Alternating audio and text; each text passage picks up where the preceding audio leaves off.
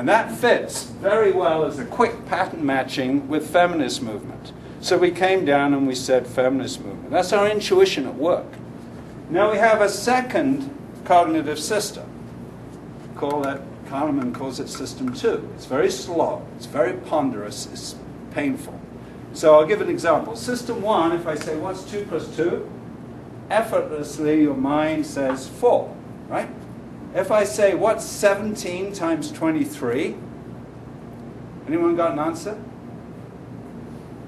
Okay, now with a piece of pen and paper, we could get it pretty quickly, couldn't we? We'd go through 3 operations, we'd add them together, and we'd have a number. But our mind can't do that very quickly. It's very slow, it takes a lot of effort, and most of you didn't try, right?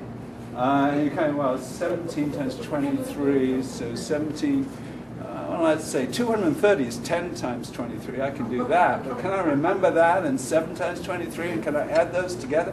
We couldn't survive if we lived using that second cognitive system. It's so slow, it's so painful, and we try and minimize how much pain we go through in our daily lives. It would be very painful for every judgment, every decision to be that way. Now, as an entrepreneur, you're dependent on both of these. You need to evoke your system 1, your intuition, to come up with ideas, to understand a potential customer, to look beyond what already exists and think what could exist, and to match those up. But on the other hand, what we find with intuition is that it's phenomenally effective when it's well grounded. So for instance, a fire chief can go on the roof of a building that's on fire, and he can suddenly shout to his fire crew, "Get off this roof." And if you said, "Why did you say that?" He said, "I just felt it was going to blow," and then the thing blows. Well, how did he know? Well, maybe he felt a bit of heat on his foot. Maybe he smelt something that felt like it was about to combust and really blow. But he'd had 23 years of pattern matching, and he knew exactly what he was looking for.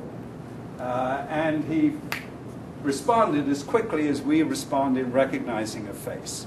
That is well-grounded intuition. Unfortunately, intuition can feel equally compelling to us when there's no ground to it whatsoever. An 18-year-old girl who's madly in love with a boyfriend. Parents, take your time, honey. Don't be, there's other people to maybe meet first, but she is convinced. 18-year-old boy, because it's not just girls. An entrepreneur who's just got a great idea fits into this camp too. What happens when we have a great idea? Well, what happens is we shut system 2 down and anyone else who wants to employ it around us. We then start looking for confirming evidence. Think about the Linda problem. When you had the Linda in your mind, you were looking, now does 1 or 2 better match my image of Linda? Or 2 is a better match? Feminism. But 1, if we slow down and think about it in terms of the probability, is much more likely. Okay, so the problem with ideation is if we just throw out ideas and then we focus on ideas, we start convincing ourselves of the wisdom of those ideas. And then we start looking for evidence that supports it. And then we start pitching to investors, and as we pitch our idea, we become more and more and more convinced of its correctness. And we then find that we're willing to put very high valuations on it. Now, you'd think for an entrepreneur, it's always better to get a really high valuation. Later on, I'll argue why that's really not the case, because you've got to live by the plans that are grounded on that valuation, and they're often impossible. But we have tremendous overconfidence often in our intuitions. So what we know about ideation processes, for those who are really good at it, is that they have learned to delay that flash of ideation. It's really a paradox. The best way to get great ideas is to delay having ideas. That seems ridiculous, doesn't it? I mean, you think the obvious way to have great ideas is to start having them, throwing them out. Well, you're in the early stages of your teams right now. Well, let me describe a few kind of dysfunctional things that often happen in early stages. One is, I call it the Pied Piper syndrome. One person's got a great idea, they're sure of it, they're walking along playing a tune, often the leader in a company, and the others are following. Well, the leader knows where he's going, so we'll just follow. Usually that's not a good recipe for really being creative and being careful. The other is jump ball. You know, in basketball, you jump ball, whoever jumps highest gets the ball. Jump ball in an ideation session, whoever captures airtime and gets attention, it then becomes a problem for other members of the team because, well, do I want to challenge that person? Do I really want to do that? I'm not sure if that's the right idea, but boy, we've got a deadline and we might as well go with that. Okay, that's jump ball, not a very good process. Tag teaming. Someone says, well, here's my idea. Someone says, great idea, let's do that. Someone says, no, I think I prefer this idea. And the team kind of becomes divided.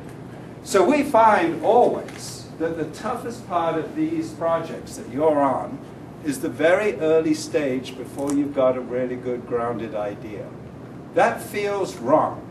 It really feels wrong. Think about what feels right when you're in a team. In a big company, in a university, in most team sessions, it feels right when you're making predictable, steady progress towards a goal. And you can say at the end of the meeting, this is what I've achieved.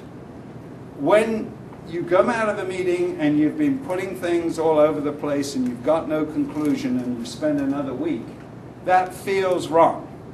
But actually early on, it's right.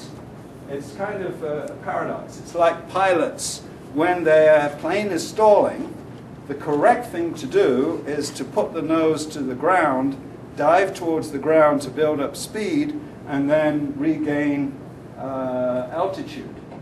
What every inch of your body wants to do is to pull on that joystick to go up. You don't want to go down, you want to go up.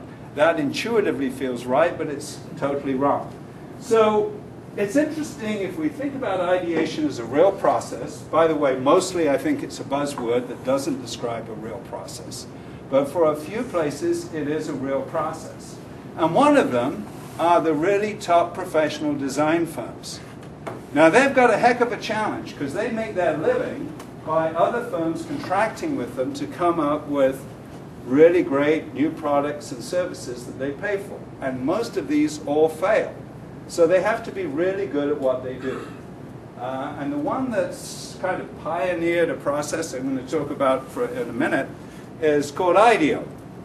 And they've developed a process called design thinking. But it's pretty easy to describe what they do, but very difficult to actually do it. They never, in their process, start with an idea. They start with a problem. So the first place to begin is, can you find a customer, a user even, who has a problem? And ideally a 5x problem. Now you might be that customer.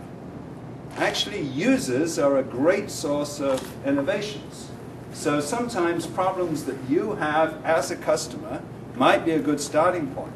Or you find another customer, another user, who is in your zone of competence is a good thing to think about. Now, what happens when you just say, have a blank sheet of paper and come up with ideas? Well, there's no constraints, so there's no limits on bad ideas coming in. I nearly always start my process with the embers in the spring. Surprise, surprise, people always have some proposal for lawnmowers. They've just got them out, they've just started them out, they're just cutting grass.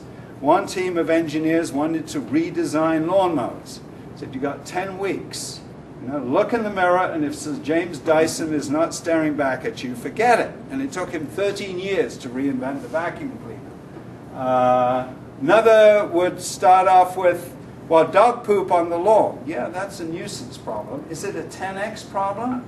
I don't know. They came up with a wonderful idea of spindles that would spin and propel dog poop off the lawn as missiles, maybe into the street. I don't know, stones as well.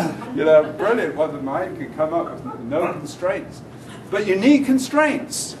So you've got